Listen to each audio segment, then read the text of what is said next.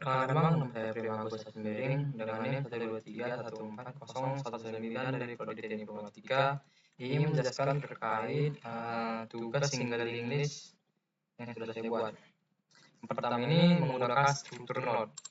Nah, di mana node itu berfungsi sebagai elemen dari singling list yang menyimpan data pointer ke node berikutnya.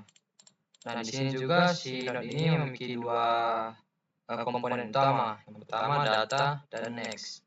Di mana data itu menyimpan nilai integer yang ada di dalam node tersebut. Sedangkan si next ini pointer yang menunjukkan ke node berikutnya dalam linked list. Jika node ini adalah yang terakhir, maka nilai next ini adalah null PTR. Kemudian kelas linked list. Di sini kelas ini bertanggung jawab atas semua operasi pada single linked list. Kelas ini memiliki head di mana pointer yang menunjukkan pertama dari linked list. Jika list kosong, maka si head ini bernilai null. Kemudian di sini juga menggunakan fungsi boolean is empty. Di sini fungsi ini digunakan untuk memeriksa apakah nilai list kosong. Fungsi ini akan mengembalikan nilai true jika head bernilai null, yang berarti tidak ada node dalam linked list. Kemudian di sini juga menggunakan menggunakan fungsi display, di mana fungsi ini digunakan untuk menampilkan semua data yang ada di dalam linked list. Fungsi ini bekerja dengan menggunakan menelusuri setiap node dari head hingga node berikutnya. Jika list kosong, program akan menampilkan pesan list kosong belum ada data. Kemudian fungsi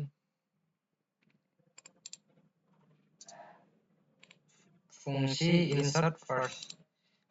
Fungsi ini digunakan untuk menambahkan node baru di awal linked list. Node baru yang dibuat akan menjadi node pertama atau head, kemudian dan next dari node baru akan menunjukkan ke node yang sebelumnya menjadi head. Kemudian fungsi interlast. Fungsinya ini menambahkan node baru di akhir list. Jika list kosong, node akan langsung menjadi head. Jika tidak, maka program akan menelusuri node hingga akhir dan menambahkan node baru setelah node terakhir. Ini dia programnya. Kemudian di sini juga ada fungsi insert after, di mana fungsi ini digunakan untuk menambahkan node baru setelah node dengan nilai tertentu atau key. Program akan menelusuri linked list hingga menemukan node dengan nilai key. Kemudian menyisipkan node baru setelahnya. Kemudian ada juga fungsi delete. Pada bagian ini fungsi ini menghapus node pertama dari linked list. Program akan memindahkan head ke node berikutnya dan menghapus node yang semula menjadi head. Ini strukturnya doang. Kemudian di sini juga ada delete last fungsinya, di mana fungsi ini digunakan untuk menghapus node terakhir dari linked list. Jika ada satu node tersebut akan dihapus dan head akan menjadi null. Jika lebih dari satu node, program akan menelusuri hingga node kedua berakhir, lalu menghapus node terakhir. Kemudian di sini juga ada delete by value. Nah, si fungsi ini digunakan untuk menghapus node berdasarkan nilai tertentu. Program program akan menelusuri list untuk mencari node dengan nilai yang sesuai. Jika node ditemukan, program akan menghapus node tersebut dan menghubungkan node sebelumnya dengan node setelahnya. Ini dia jika node pertama akan dihapus menggunakan program ini, dan kalau tidak ditemukan maka dia akan ke sini.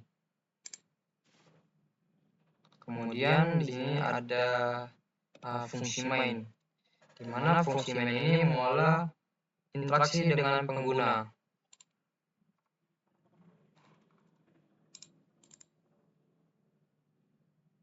Di sini pengguna memasukkan jumlah node, kemudian si program akan menampilkan list awal. Kemudian pengguna dapat menambah node di awal dan di akhir ataupun setelah node tertentu. Kemudian program juga memungkinkan pengguna untuk menghapus node pertama, node terakhir, atau node berdasarkan nilai tertentu, kemudian menampilkan hasil perubahan. Ini merupakan program untuk pengguna. Sekian bang, terima kasih bang.